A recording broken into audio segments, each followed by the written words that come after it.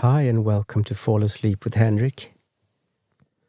I am Henrik and you are sleepy and it is what it is. What happens, happens. And right now there is nothing we can do. So let's go.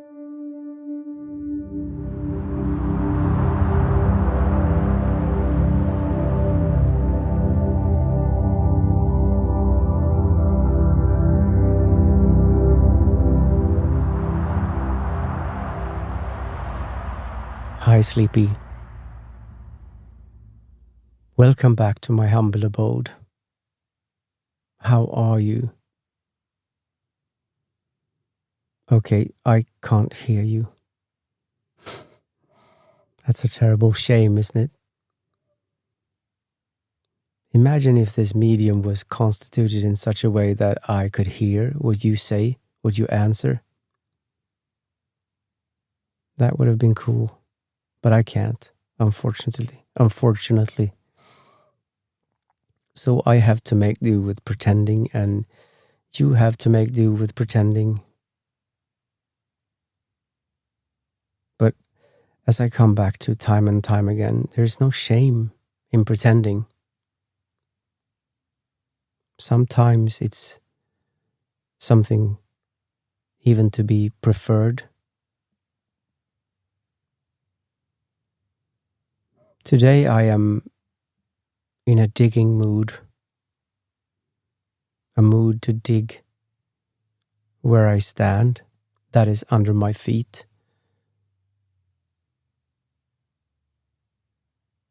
One can reach for all sorts of abstractions and clever formulations, but today I'm just going to let my feet stand and bubble on top of the ground at a quantum level, and slowly, with the small fluctuations that quantum mechanical processes give rise to, I will sink slowly down through my subconscious earth and settle in this deep cave down there. Oh God, that was a beautiful image. Not beautifully put, I think, but it really gave me like goosebumps in my brain. I would so love to have this subconscious cave deep within me where I could rest and hide.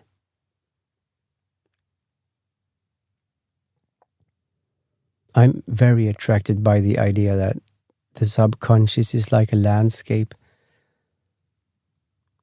a changeable and mysterious, myth-shrouded fantasy landscape where I can make discoveries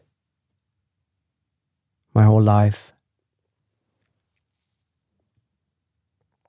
That it isn't just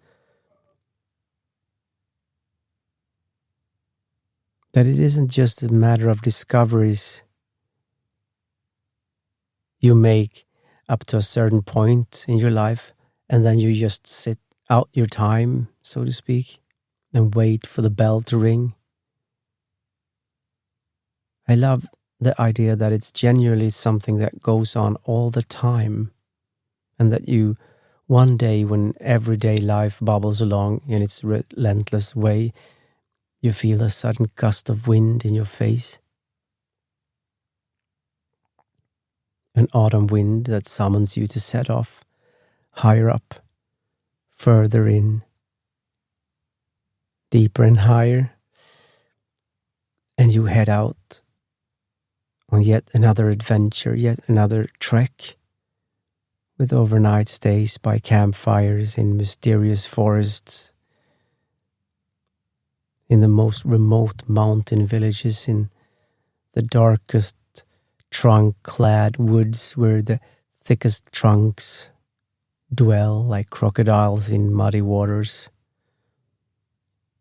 in the shadiest mountains, in the deepest rivers, on the most dangerous roads, the steepest slopes and the darkest, deepest caves and crevices. There That's where I'm going to dig today.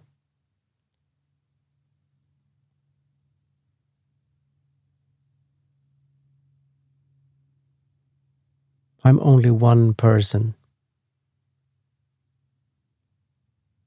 and there are so many. Imagine if we could all meet in those digging chambers. Imagine if we could all meet on some kind of subconscious plane when we sleep. Then dreams would come to fulfill an additional function and provide additional use. For example, when you dream, you tailor, you sew, and mend and polish and furbish and widen your own mental health, you might say.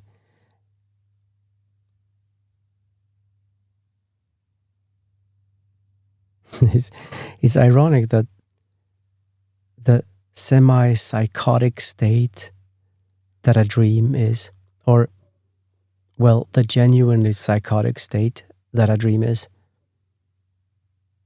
that has a beginning and an end. It ends when you wake up. That this psychotic state can be the guarantee of mental well-being.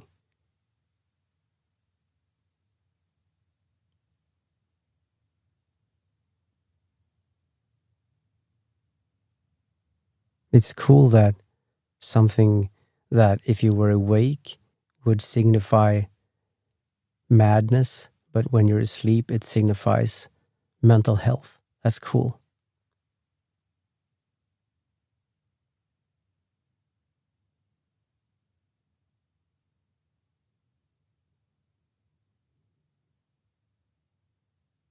God, it became quiet, really quiet. I hope you're okay, Sleepy. But if we could all meet in this dream, then the dream would have yet another function besides being the cleanup, janitor, therapist that sleep today is. Then it would sew together societies, not just personalities. It could sew together the entire human species into one single body, one single convulsing, gigantic body that would become the collective power that we actually are. Imagine if we could. That is, imagine if we could sew together all our drives, if we could unite and meet. Really, now, I don't mean some kind of human family longing and walking hand in hand, but imagine if, at least on an unconscious level, at night, we could meet and, what do you say? If we could meet and synchronize, so to speak. I would really love to synchronize with you, Sleepy. On a subconscious level, it would be cool. You and any other person on this planet. Of course, we sleep at different times, so it would be about the alignment of different time zones.